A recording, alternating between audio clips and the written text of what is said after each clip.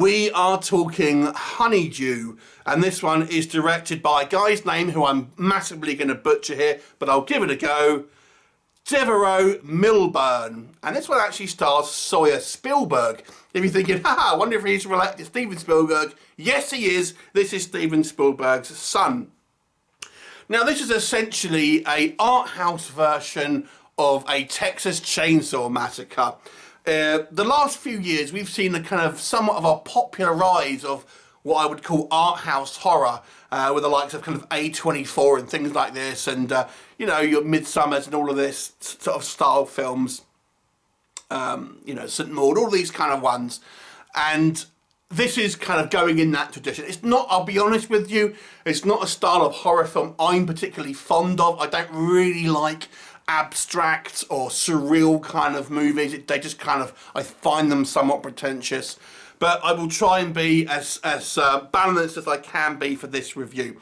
The basic plot premise here is we have a couple that ultimately get stranded in the middle of a rural place in America. And they approach this kind of old farmhouse for help. And there seems to be this kooky old woman that lives in there with a son who seems to be practically, non-responsive in regards to his mental, capabilities. And she seems overly friendly, kind of a little bit weird. The house is all kind of very old-fashioned. And these guys are, ultimately having to force to stay there, to try and wait until they can get help via a tow truck and things like this. As the movie progresses, obviously, things will be revealed and things are not quite as what they seem. What will happen? You will have to watch the movie to find out.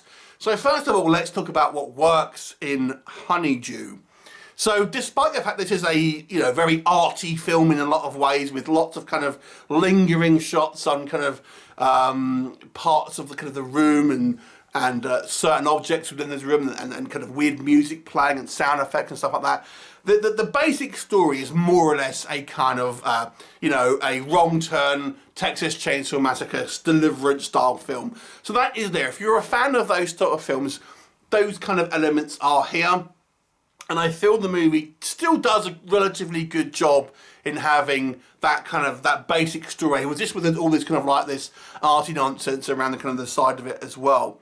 I've got to say, I thought our acting was very good. I think all the characters here did a great performance. The old lady, who is a kind of our main kind of like family member that we see the most, is very unsettling, I have to say. Her performance is very unsettling, but she's, outwardly she's all very kind of sweet and kind and stuff like that, but you still have that still waters run deep sort of thing kind of going on, behind her eyes and all that. And I have to say as well, the production design here does a great job of making this property seem very lived in and kind of real, but at the same time, like, this is kind of like, it screams a murder house, let me just put it like that. I always wonder where, I always just think, no, I'll just sleep in the car. I will just sleep in the car rather than staying in a place like this if I were those type of people. There are a couple of shots here where, even though I'm not a huge fan of the kind of like the arty kind of style of movie, but I still think we're quite interesting. I can appreciate the kind of the attempt here to have this this kind of. I think the movie's trying to show us the kind of the breakdown of someone's kind of psyche, really. So I gotta say, I think the movie does a good, okay job here with all that kind of going on, and it gives you that kind of like that madness sort of feel to it to a certain degree. However, I've got to say, when it comes down to it, the plot is actually relatively slight. And it isn't. It's one that you've seen many times before. You cut out all the kind of the pretentious arty stuff. It's people go into a sort of weird family's house and weird things happen. It's a film we've seen many times before, and it kind of ends pretty much like you think it's going to end. So despite this kind of the trappings of having this kind of like this arty layer on it, plot-wise, it's kind of generic, if we're being completely honest. You have seen this film done many, many times before. Maybe it hasn't got this kind of like art house sheen on it, but the actual plot-wise, the things that happen within the film are done pretty much to a standard. I've got to say as well, the movie seems to drag, and this is partly because there's not much plot development outside of what you probably expect, but also the movie does spend a lot of its time just focusing on scenes of ambience, and this is where I mean with the kind of the art house sort of style here. It's lots of kind of mood building, and that, yeah, the mood does kind of work to a certain degree, but it was kind of, to me at least, it just seems a lot of kind of time wasted on sequences that have real no relevance. To me, this movie had a lot of fat on its bones, if that makes sense. There was a lot here that was just kind of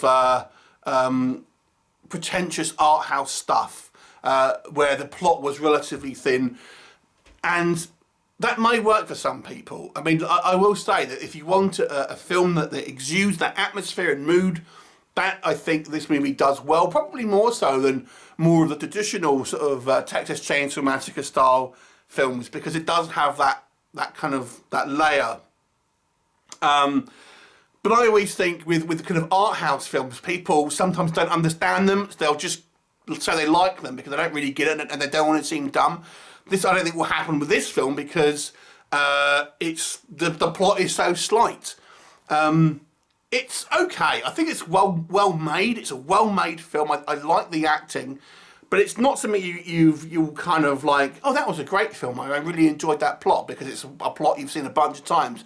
It's never a particularly kind of gory film. It's never a particularly explicit film, and I think the art house sort of style of it is an interesting choice, and that may well do well for some people. But I think the majority here will be a little unsatisfied with the kind of like the slow pace and the kind of the constant need to kind of show bizarre and surreal things. But it's not bad. I will say it's competent. It's you know, well made to the point. And I think this is, I can imagine this is definitely the vision of the movie that the director intended, if that makes sense. I'll give it a 4 out of 10. To me, it fell slightly below average here because there really wasn't anything particularly kind of memorable about the film outside of, you know, some stylistic choices that I feel were, you know, superficial, if you want my honest opinion. 4 out of 10. Have you seen it? What did you think of it? Leave me a comment and I shall look forward to seeing you next time. Bye for now.